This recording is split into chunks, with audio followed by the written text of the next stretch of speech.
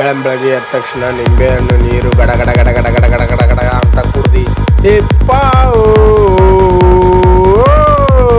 ನಕಲ್ಡೇ daily ರೂಟೀನ್ಗೆ ಸ್ವಾಗತ. ಎಲ್ಲ ನಿಮ್ಗೆಲ್ಲ ಸುಸ್ವಾಗತ. ಫ್ರೆಶ್ ಅಪ್ ಆದ ನಂತರ ನಾನು ಹೋಗಿರೋದೆ ಆಟೋಣ್ಣನ ಜೊತೆ ಪಬ್ಲಿಕ್ ಗಾರ್ಡನ್. ಅದಾದ್ಮೇಲೆ 30 ಮಿನಿಟ್ಸ್ ರನ್ನಿಂಗ್.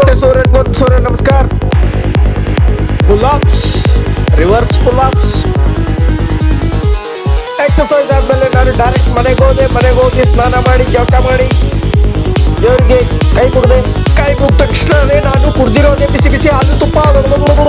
ಆಮೇಲೆ ನಾನು ತಿಂದಿರೋದೆ ಅಮ್ಮನಲ್ಲ ಅಮ್ಮ ಮಾಡಿರೋ ಬಿಸಿ ಬಿಸಿ ಜೋಳ ರೊಟ್ಟೆ ಮತ್ತು ಇದು ಯಾವುದೋ ಒಂದು ಪಲ್ಯ, ಆಮೇಲೆ ಶೇವು ಮಿಕ್ಸರ್, ಆಮೇಲೆ ರೈಸ್.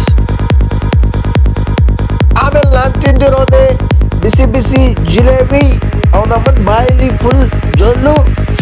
ಆಮೇಲೆ ಕುಡ್ದಿರೋದೆ ಲಸ್ಸಿ